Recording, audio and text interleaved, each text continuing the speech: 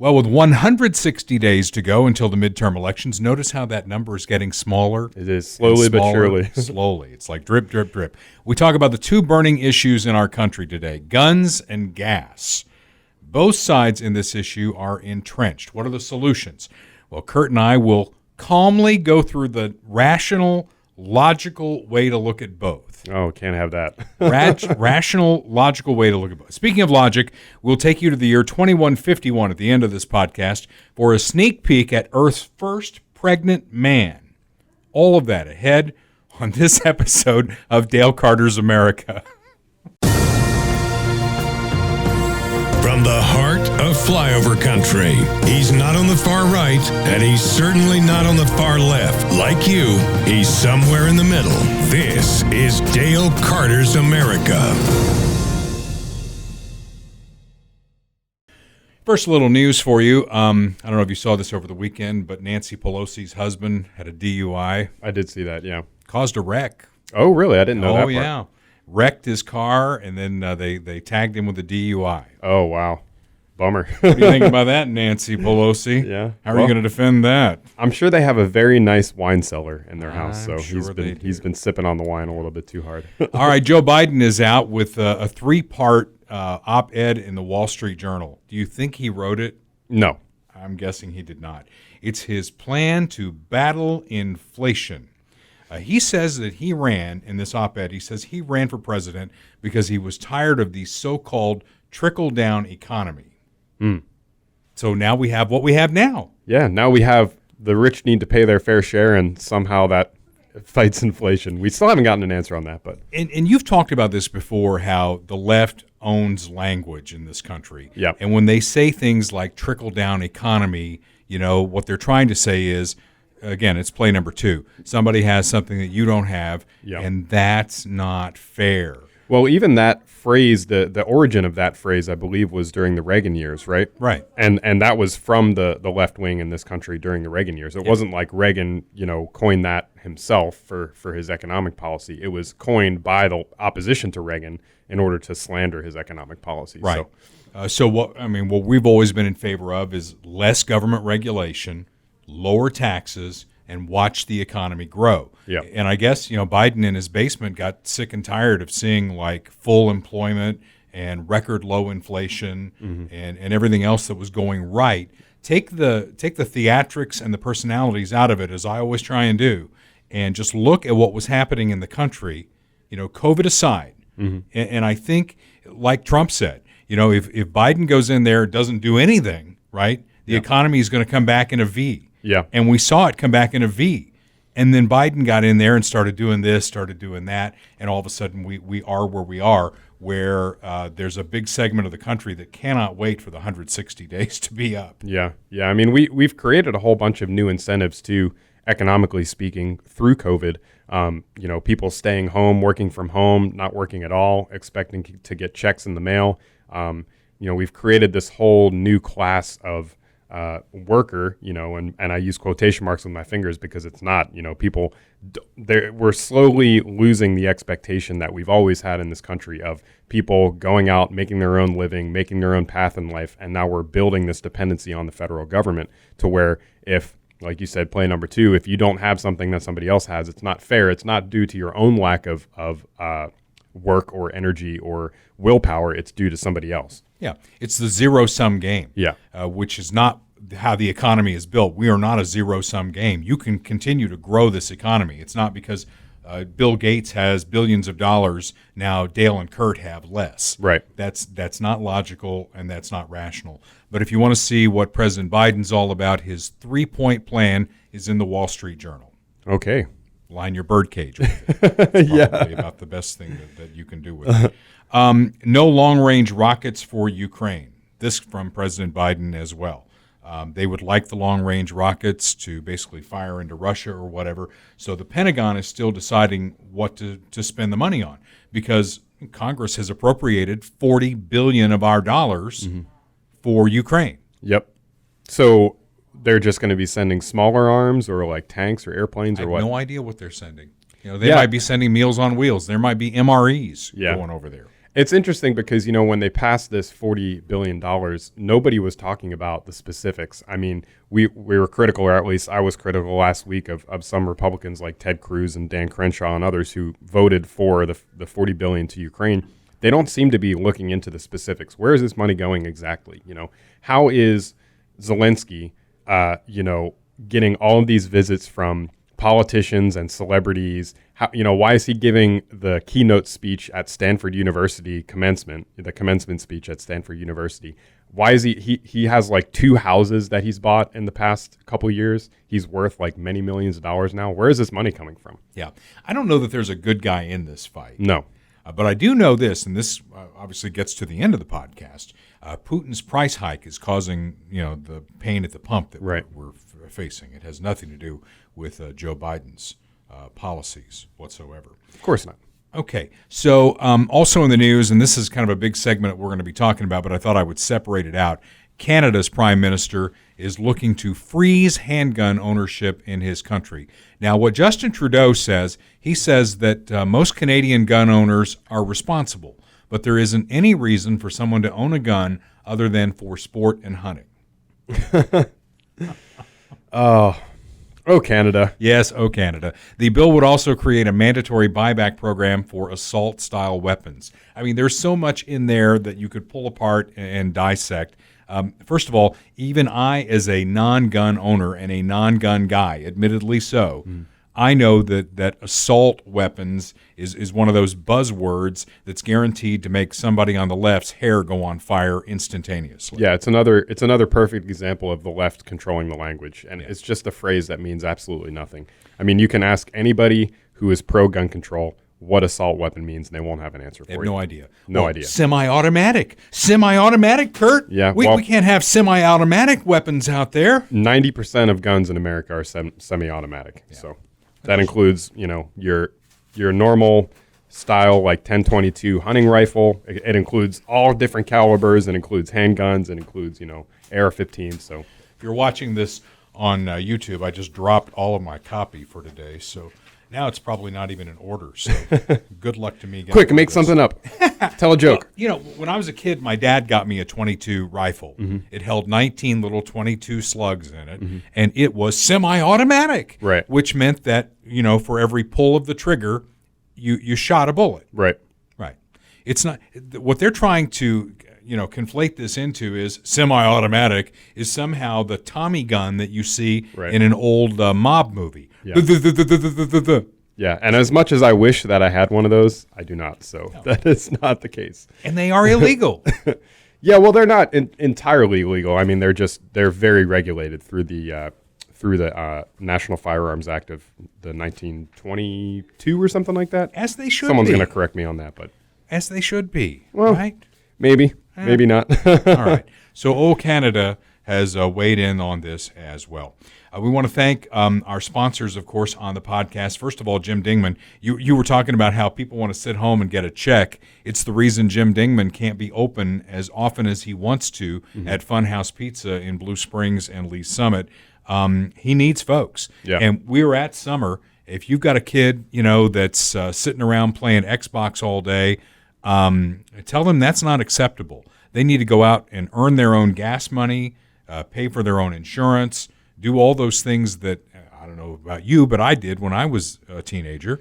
Yeah, certainly. I mean, that's a great job to have for kids, a great summer job. And, it can turn into a longer term job too. I mean, he's paying $13 an hour starting wage, and I'm sure, you would get more if you work there for longer. So it's great job, great pay. Who wouldn't want to work at a place called Fun House Pizza? I know, right? It's got fun in the name. I'm thinking about quitting just to go work there, honestly. Well, I don't think you should quit, but maybe you could pick up another job. I'm thinking about picking up another job these days with inflation where it is and gas prices where they are. We are planning a field trip with the podcast to Fun House Pizza. We are going to do it in the month of June. The details are still to come. In fact, Jim Dingman, if you are listening to this week's episode of the podcast, return the damn message so that we can get the thing scheduled. Jim is such a laid-back guy. He's like, I'm going to Augusta for a golf tournament. I'll get back with you. Right, yeah. I'll give him a call. Yeah. He's a great guy. Great guy. And great guy. Once we do this, we're going to do a live event with the podcast, and I kind of have an idea on where we're going to go with this. Kurt and I haven't talked about it yet, but once we do, There's going to be costume changes. There's going to be skits. Furries. There's going to be juggling. There's going to be furries. Yeah, the whole 9 yards. I looked up furries, by the way. We're going to move right along. In fact, Bob Watson is going to be there. Bob wants to be there. He's our other big sponsor here on the podcast, Bob Watson, State Farm Insurance. And he and his team ready to take your call at 816-229-7878, 816-229-7878. I was thinking about Bob because I see all the cute commercials for insurance companies, but once you peel back the cute commercial, like the guy who's like, I'm not your parents, we're going to keep walking. I don't even know what the insurance company is. I saw it at the movie the other day. Right. Don't talk during the movie. You don't have to go to the bathroom. That guy. Then you got the Geico Gecko and all the llama or the emu or whatever the hell that thing is. Emu. Once you get beyond all that, what you get is an 800 number and somebody answering from another country who does not speak your language very well. That's what you get. Yeah. With my friend Bob Watson, who has been my insurance agent for 27 years, what you get is a guy and a team right there in Blue Springs on Main Street for auto and home. He's going to be the guy. He's going to be the face. He's going to know you, know your family, and know your circumstances. Absolutely. The person answering in India on the 1-800 number does not give a shit about you. Yep. Bob Watson gives a shit about you. And he's licensed in Missouri and Kansas. Yeah. So if you need insurance, and everybody does, for your home or your auto, get surprisingly great rates with my pal Bob Watson at State Farm Insurance. All right, let's get into the whole the gun thing. Because you had Memorial Day weekend and the stories on the shootings from coast to coast, it's just everywhere. According to this story, there were 12 mass shootings in 3 days. Chicago is an area that we keep an eye on. They had 46 people shot over the weekend in Chicago, 10 of them killed. Crazy. Yeah. Crazy. So and we had 2 double shootings in Kansas City in the last 24 hours. So far, no fatalities there, but we had 2 double shootings in the last 24 hours in Kansas City. So I think we can agree that we've got a problem. Yeah, we definitely have a problem. I mean, we have our culture is rotting from within, and that goes for Chicago, the gang-related violence that's happening in Baltimore, Chicago and other major cities. Kansas City. It goes for school shootings. I mean, the school shooting that happened in Texas. I mean, it's unthinkable that somebody would want to go do that, and it's a sign of cultural degradation. And, we had shooting teams at schools 40, 50 years ago, or even more recent than that. And nobody, I mean, you can probably speak to this. Nobody would have ever thought of going in and shooting up the school. It's just not something that it would be an outlier. Crosses. It would be something way out of bounds that nobody would ever think of. And this is back in the day when you did not lock the doors at school. Yeah. Jumping ahead though, the Texas thing in Uvalde. Yeah.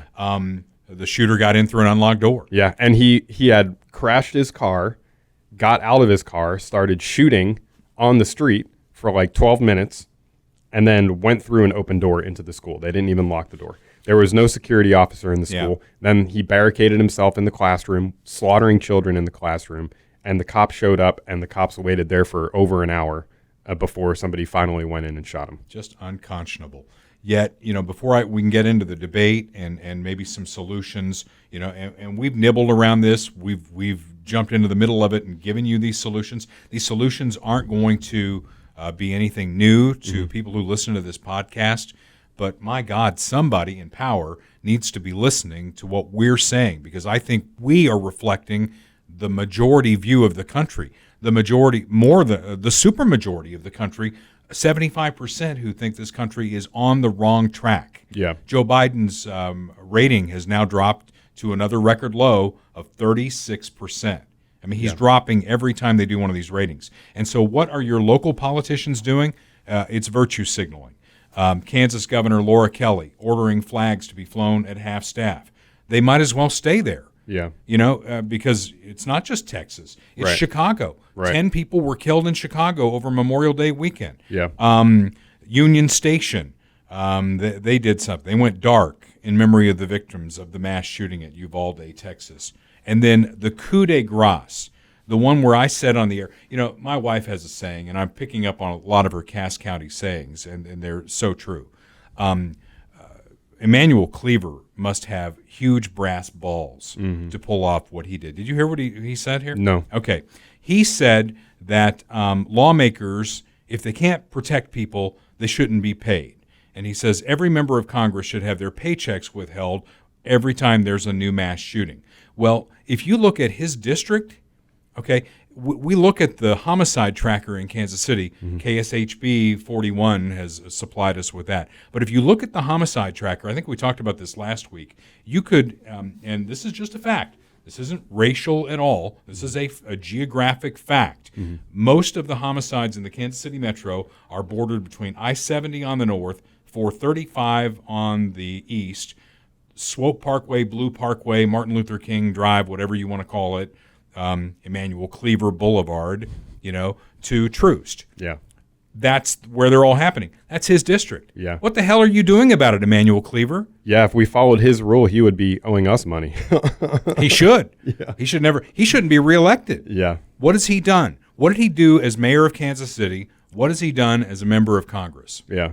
It's a great question, man. And I go back to this often, but I posted this on our Facebook and Twitter pages. Make sure you follow us there. But the immediate gut reaction from the left is all of the gun control stuff, right? And they'll come out and they'll say, we have to do something. Just do something. Just do something. Like as if anything, just do anything. Right. And they're ignoring the fact that the other side cares about this too. It's like, they're painting this as, oh, Republicans don't care about dead kids. They don't have a solution. No, we do have solutions.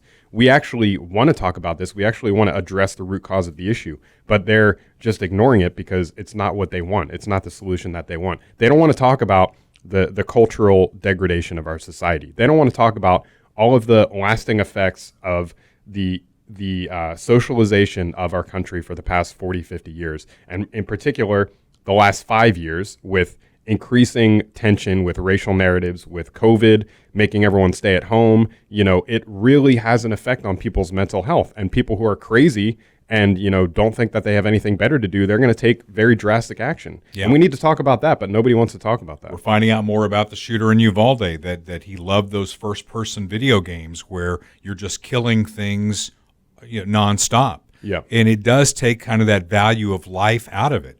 So from the left's perspective, what are we doing about video games? And you already have the left saying you can abort a child all the way up to birth. Right. I mean, that takes away some of the value of life as well. Yeah, totally. Okay, well, I want to talk about, because virtue signaling is something we talk about a lot on this show, and I'm going to make the argument that sometimes virtue signaling can get your kids killed. Because think about that. When you walk to a school, it's got a big sign on it that says gun-free zone. Yep. Why do we think these killers are targeting schools?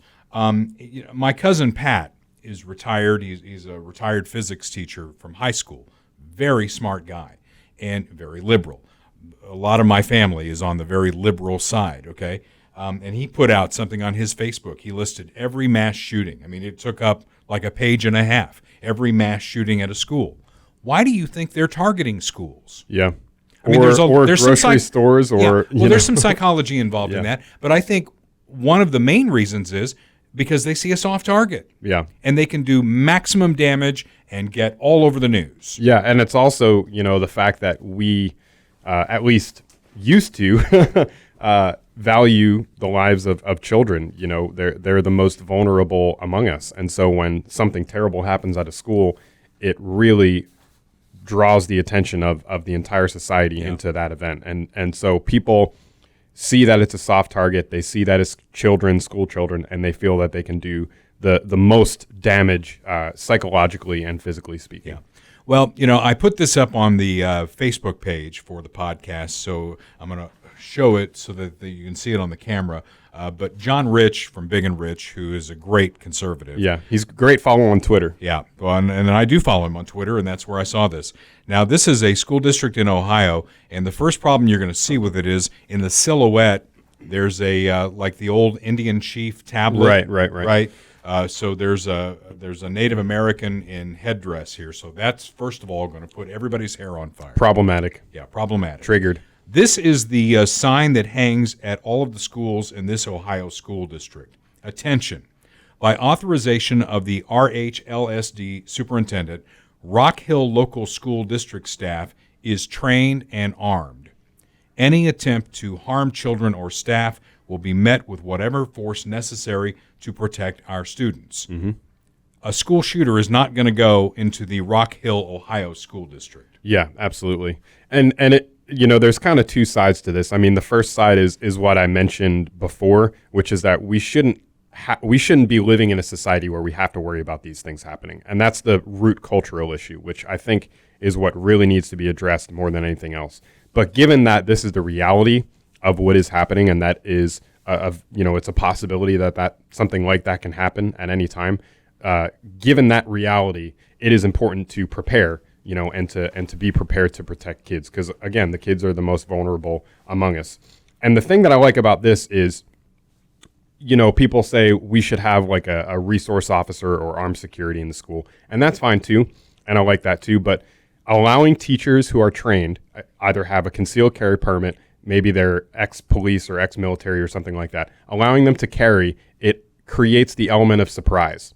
Because as a potential school shooter, the scariest thing that you can possibly have is knowing that the school is armed, but not knowing where or who or how many. Right. That is the biggest deterrent that there can possibly be, because you never know. That's the whole point of concealed carry in the first place, is that you are carrying, but people don't know you're carrying. That's the element of surprise is important just as important for defenders as it is for attackers. And for the love of God, I know virtue signaling is important to the left, but take down the damn signs that say gun-free zone. Yeah. You're putting your children at risk. Well, they're going to go the opposite way. I mean, these liberal states and liberal school districts, they're going to go the opposite way. They're going to put two signs up, or whatever they have to do. So, well, and what we've talked about a lot, and what I believe to my core, is that if you are bent on doing harm, mm-hmm.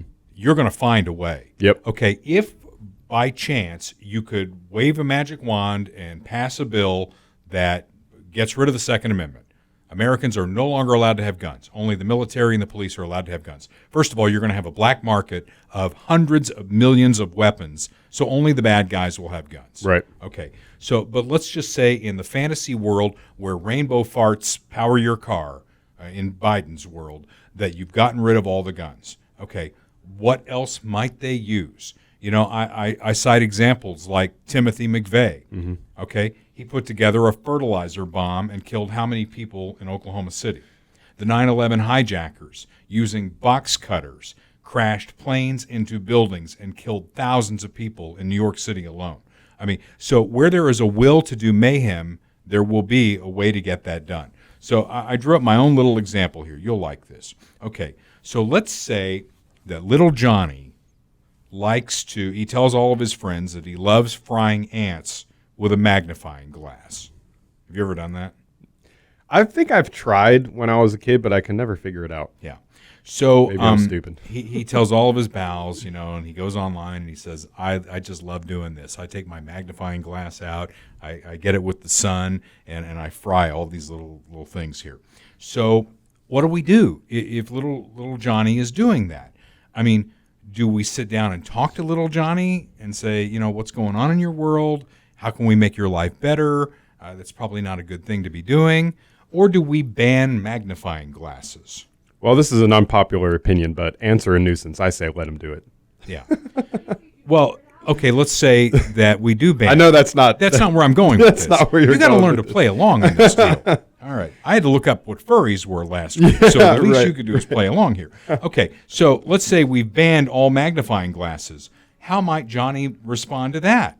He could step on them. He could, His shoe. Yeah. You're reading my mind. There you go. He'll use his shoe. Right. He might even use a hammer. Yeah. I mean, so you're banning the tool. You're focusing everything on the tool of the mayhem and not the mayhem itself. Yeah. And we're doing that not only in school, we're doing it in all these shootings that are happening in big cities. We're not focusing on the crime. We're focusing on the implement. Yeah, exactly. And I mean, as you've pointed out yourself, only criminals are going to have guns. If you make guns illegal, criminals do not follow gun laws. They don't give a shit about gun laws. And then the other side of it too is that, this is the old cliche, but it's so true. The only thing that stops a bad guy with a gun is a good guy with a gun.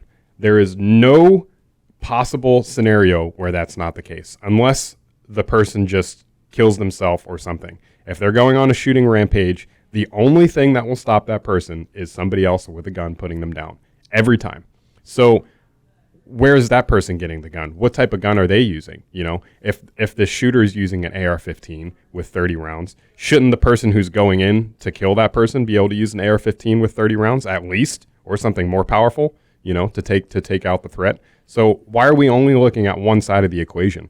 And again, I've pointed this out. I probably pointed this out last week, but you can do the research, crimeresearch.org, John Lott, and others. There are many more defensive gun uses in America than there are gun assaults and gun-related deaths.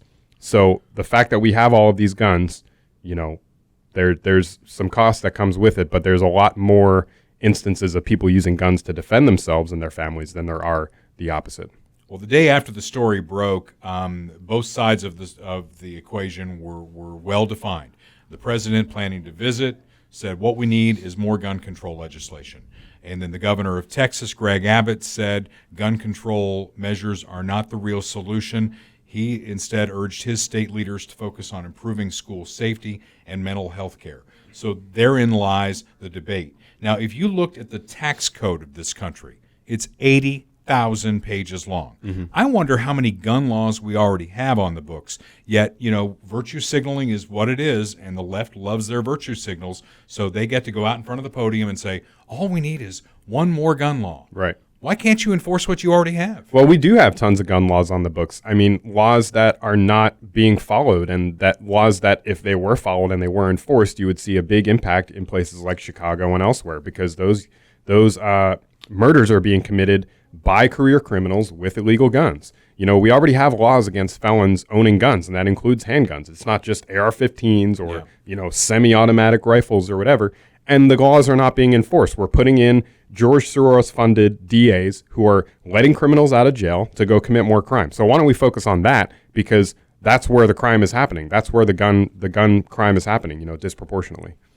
Well, that debate's going to continue. In fact, as we speak, a bipartisan group of senators are discussing it today, to be continued on that. And we're going to continue to follow the debate on guns because it continues to rage. And I think people, like I said, Kurt, are entrenched on both sides of it. But it just seems to me that the obvious solution is to harden the schools, make sure that there aren't unlocked doors that a guy could walk in. Right. Okay. And protect our kids like we protect our politicians. I mean, Joe Biden's very protected in the White House, wouldn't you say? Yeah, and it's not just politicians. It's tons of other things. I mean, you go to a sporting event. There's cops all over the place. Sure. You have to go through security to get into the event. I work at Arrowhead. I have to go through security to do my job. Yeah, exactly. I mean, I don't mind being wanded, though. I'm finding that that's kind of a pleasurable experience, depending on what the security guard looks like. Kind of weird, but okay. I'm going to just let that one go. But yeah, I mean, we protect all kinds of things with guns. We have security at airports. We have security in all of these different places. So why not schools? I think we should at least be able to agree, maybe some people on the left don't want armed security or people having concealed carry permits, but let's at least find that common ground where okay, how about lock the door? How about having, one point of entry, all other doors are locked, one point of entry, having, a backup safety plan that can be quickly implemented. Yeah. And the sad thing is that I don't think that's going to happen. I don't think the conversation about that is going to happen because it's not able to be used as a political tool. You see the left immediately going to gun control, and they don't want to talk about these common sense things that we can do because they can't use it to demonize their enemies and to say that they don't care about dead children. If they were actually concerned about coming to common ground and implementing very basic safety measures in schools that would really make a difference, then they wouldn't gain political points from it. They wouldn't have anything to hold above our heads. And where are the red flags, too? Because, again, Uvalde is another case, just like Buffalo was another case, where there's quite a paper trail behind this guy where, you don't look at a guy like this and go, man, he was quiet, kept to himself. We never saw this coming. you've got people who jump out right away and say, this dude was weird. He was all over the internet with this. He was doing this. He was doing that. We've talked to him. Where's the red flag that stops something like this from happening? Yeah, I mean, I don't know. That one is very tricky, because it's easy to go down the rabbit hole too far on that, where you start infringing on people's rights unnecessarily. I get that. But, at some point, if a guy is out there saying, I'm going to shoot up a school, I'm going to kill a lot of kids, there needs to be a conversation and maybe a pair of eyes. That specifically is different because, direct threats are not protected by the First Amendment. Not. So, I mean, there is something there where if you are making direct threats, there can be action taken on that. But in terms of just, mental health, quote unquote, or somebody being weird or a loner or, posting pictures of guns online or something like that, I don't think that quite meets the threshold of taking action against that person, because it's like, it's like the whole mental health thing. I mean, it's really tricky because as soon as you draw a line and you say over this line nobody can own guns, you're infringing on the rights of tons of people, many thousands of people at least, who are never going to be violent, who have not a violent bone in their body, and who have just as much a right to protect themselves as anyone else. So it's a tricky situation, but it is. And the debate will continue on it for sure. Just like the debate on what's the future of powering our vehicles and powering our economy. Guns and Gas was the title of this particular podcast. And now we get to the gas element, which means I'm full of hot air, right? Yeah. I've been told that before. Nothing new there. I've been told that before. So this whole thing comes out of a conversation I had with our chief engineer, Ken Cox, who is a diehard conservative just like we are. And I don't know if you can see my T-shirt. It's kind of rolled under here. But it's a Ronald Reagan T-shirt, who was my hero, first president I voted for. It says, I smell hippies. Love it. And he's got kind of a snarl going. Yeah, he doesn't look very happy. So I went to Ken. Ken came to me, actually, and he was talking about the generator that powers the radio stations should we have a power outage. Mm-hmm. And because the stations are in Westport, we have power outages, it seems like, every day at some point. So we have this huge-ass generator that powers 4 radio stations, and it's gasoline-powered. And I said, just a question, because we're living in Joe Biden's America now, where, wind and solar is going to be responsible for all of our power generation. Mm-hmm. What happens if we don't have gasoline and the stations go off the air? And he says, nothing, you're off the air. They haven't accounted for that. And it got me down this rabbit hole of what else comes out of a barrel of oil other than gasoline. And there are websites devoted to this. And it's really amazing. Yeah, there's tons of products. I mean, you're surrounded at all times every day by products that are made using crude oil, you know, including right now. I mean, the things that we're wearing, the things that are in this room, the tripod that's holding the camera, all kinds of stuff. I went to a website here. It's a partial list of products made from petroleum. Okay, 1 42-gallon barrel of oil creates 19.4 gallons of gasoline. The rest of that oil is used for, and again, this list that I have takes up 2 pages, Kurt, and it's 144 of the 6,000 items that this administration has not accounted for. How are you going to get this done? Yeah, that's a good question. Nobody seems to be talking about this. So let me read a few. Let's see where we go with this. Solvents, ink, upholstery, bicycle tires, dresses, cassettes. Nobody listens to cassettes anymore, right? Yeah, that's fine. Motorcycle helmet. You don't need a helmet. Of course, the motorcycle won't work either, right? Right. CD player, curtains, vitamin capsules, dashboards. So this gets to the car, okay? Because I'm seeing a lot of ads now for the next gen of cars, right? First of all, I don't see plug-in stations all over America yet. Do you?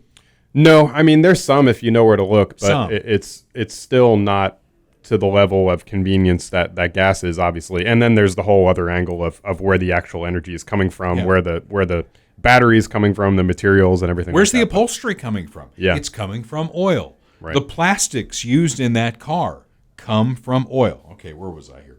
Putty. Everybody loves a little putty. Yeah. Percolators. Like coffee percolators? I guess so, yeah. I don't know. Skis, tool racks, mops, umbrellas, roofing, denture adhesive. We're going to be a lot of toothless people if we don't have oil. Diesel fuel, obviously. Floor wax, sweaters, sports car bodies, tires. You want tires on that all-electric car? Yep. That comes from petroleum. Caulking. Who doesn't love a good caulk? Caulk. Get your mind out of the gutter, Kurt. Caulking. Antihistamines. Life jackets, TV cabinets, yarn, slacks you mentioned, toilet seats. Oh, yeah. All right, well, I mean, so we're going to be pooping outside now? You got to hover. Toilet seats? You got to hover over the... You know, women, they'll tell you about hovering because they go into these public bathrooms and they got to hover. Yeah, or like in China. I went to China in 2009, and they don't have toilets there. They have, well, some places they have toilets, but they have just the hole in the ground, and you just squat over it. It's very uncomfortable. I don't like it. There is no plan to replace any of this stuff. So whenever they go out and they talk about, oh, we got to get to the green economy, we got to get to the wind and the solar. Wind isn't going to create any of these things. Yeah. Solar isn't going to create any of these things. Basketballs. We're at the NBA Finals now. Yeah. How would they play basketball without gas? Paper. You use a paper basketball. Well, that gets into trees. So toilet seats, I guess, could be made out of wood, but you got to cut down a lot of trees to get that. That's true. I have a wooden toilet seat in my house. Oh, nice. You'll never get to use it, but just so you know, it's there. Football cleats. We can't have a Chiefs game because we don't have oil anymore. We want to get rid of all of it. I mean, this list just goes on and on and on. I'm trying to hit some of the highlights here. Hair curlers.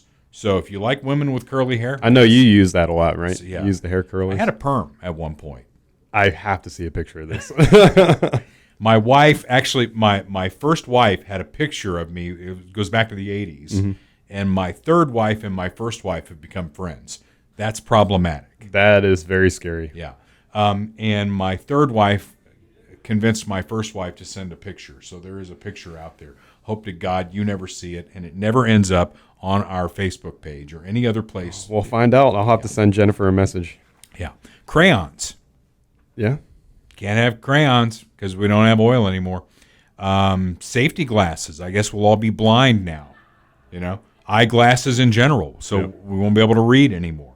Detergents, telephones, cameras, bandages. I guess we'll just all bleed to death. These are all things made out of a barrel of oil that comes out of the ground. That this administration has no plan for how to get beyond this.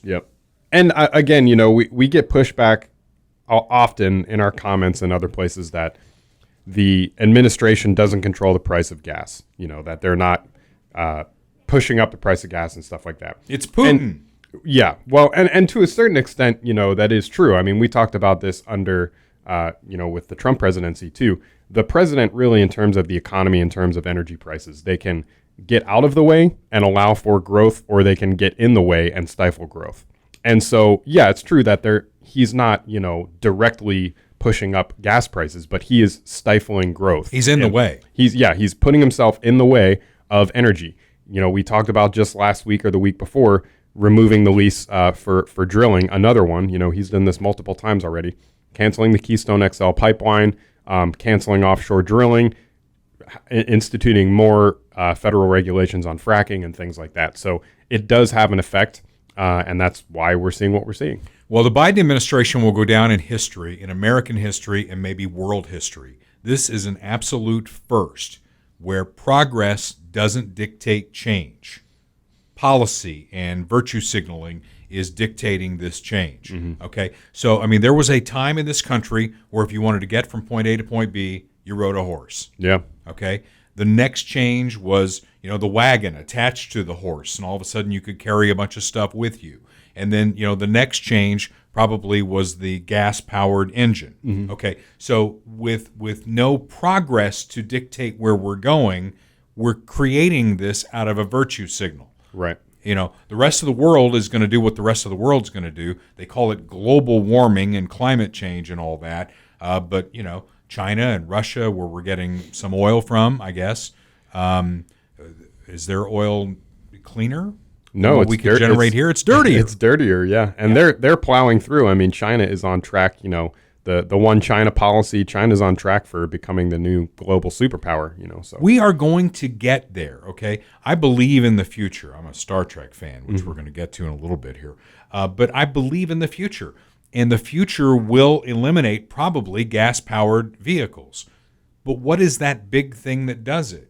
Yeah, and it shouldn't be forced, because if it's forced, then you're going to create problems. If it happens naturally, the way that the internal combustion engine happened naturally, the way that airplane travel happened naturally, and all these other things, then you're going to see the technological development happen in kind. All of the technologies that are related to gasoline that developed with the extraction of oil and the development of the engine and all that. So we'll see that. I'm sure you're right. We'll see new technologies, whether it be more nuclear power, maybe even more wind and solar. Who knows? But it has to happen naturally. But when you force it, you run into situations like we had where the grid fails for one reason or another because you're overly reliant on it. You have, as a policy, as a government policy, basically put your thumb on the scale and given them a leg up where they really shouldn't be. The private sector is never wrong. It's rarely wrong. Never is a big word, but it's rarely wrong. Mm-hmm. And when you leave it to the private sector with, I always say 20% regulation, where Biden's folks would say 80% regulation. There's a happy medium in there. Right. With a little bit of regulation, the private sector and science will create these things. But they're forcing it, and we're going to end up going backward. I agree. I mean, we already are. We have gas prices that, I saw somebody posted on Twitter. Have you seen that Will Smith movie, I Am Legend? I have not. It's the like post-apocalyptic one. Somebody took a screenshot from that movie, and in Los Angeles right now, the gas prices are higher than they were in the screenshot from the post-apocalyptic movie. Well, and I know we're talking to an audience that believes like we do, but when somebody gets in your face about electric cars and all that, just remind them that in places like Missouri, when you plug in that electric car to charge it, it's powered by coal, which comes out of the ground. Right. Yeah. So I think that's all you're going to need to say there.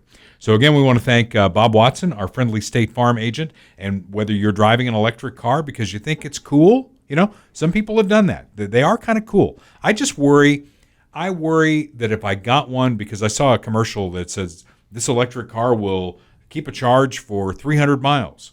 Okay, when I drive back to Indiana, that's 400 miles. Mm-hmm. So now it's all of a sudden like I'm a pioneer and I've got to plot out where it is I'm going to stop. Right. And what happens if I've got a problem? I've got AAA now. AAA will bring me some gas to get to the next place.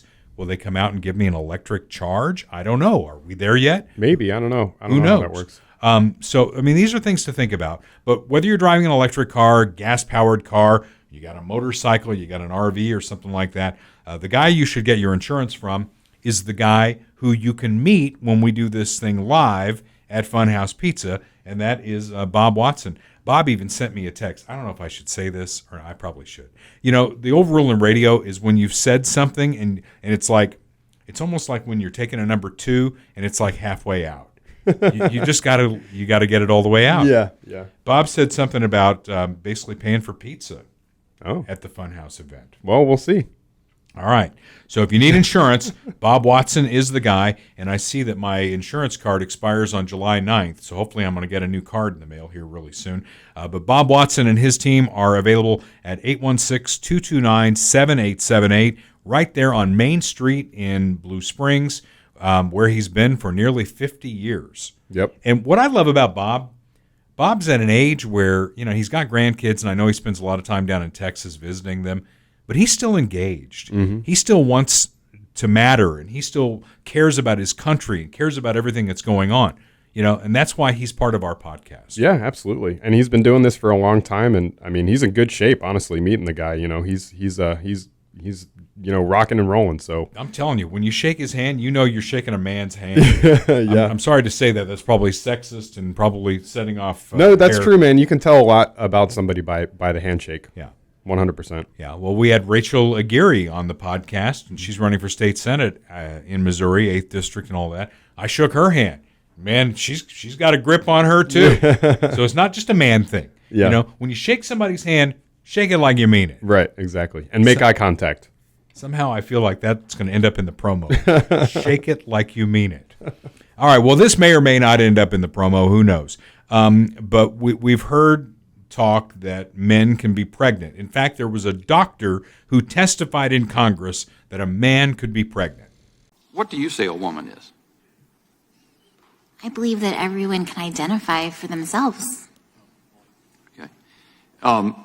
Do you believe then that men can become pregnant and have abortions? Yes.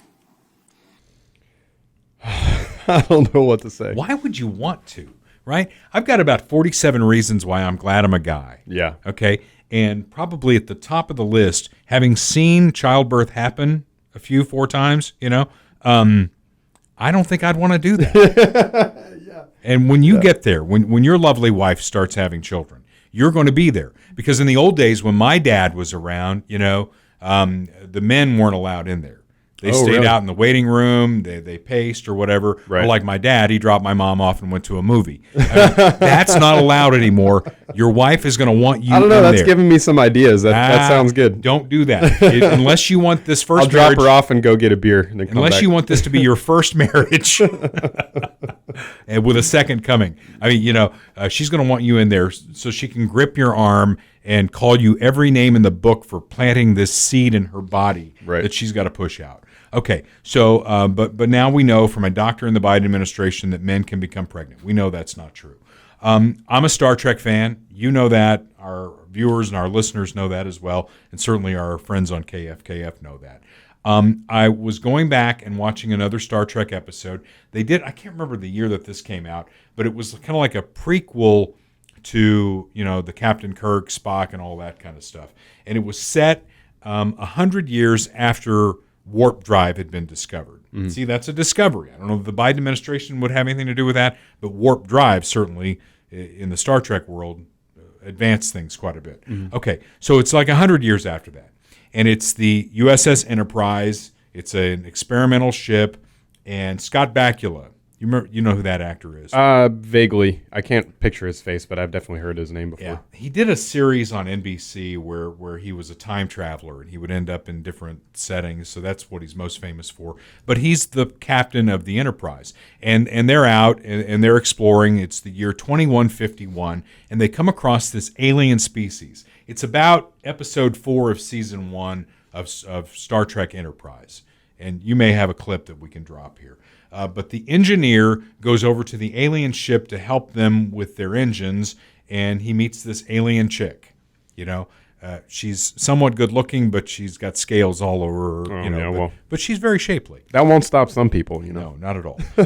And she goes, you know, if you put your hand in these pebbles, I'll put my hand in the pebbles, and we can know things about each other. Well, it turns out that was a form of sex with that alien deal, right?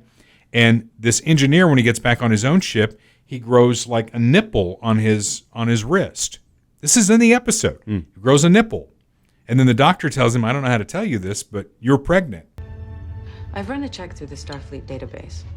You might be pleased to know that this is the first recorded incident of a human male becoming pregnant. Just how I always wanted to get into the history books. And they show up. So anyway, the year 2151 is where this is set, and we now know that a man can be pregnant, but it's an alien intervention has to happen. Yeah. Well, there's another sci-fi movie where a man gets pregnant too. It's not quite as pleasant, but have you seen Alien? I have. A man gets pregnant in that movie too. It doesn't turn out so good for him, but and it makes you start to wonder, where is it going to come out? I know where it happened. Go watch Alien. I know, but just in the normal course of a body, I mean, right. I'm thinking, well, you know, if I had a kidney stone, I know where that would come out. Ain't no baby coming out of that. I sure hope not. Yeah. And the other way, I don't know. I don't think so. That doesn't sound pleasant either. No. So on that pleasant thought, think about that the pregnant man does happen in the year 2151. It's about episode 4 of season 1 of Starship Enterprise. And with that, this is Dale Carter's America. The views expressed on Dale Carter's America are Dale's and Kurt Wheeler's. They do not necessarily reflect the views of KFKF or Steel City Media. Comments can be sent to dalecartersamerica@gmail.com. Check back for weekly episodes. Subscribe, spread the word, and give us a 5-star review. Thanks for being a part of Dale Carter's America.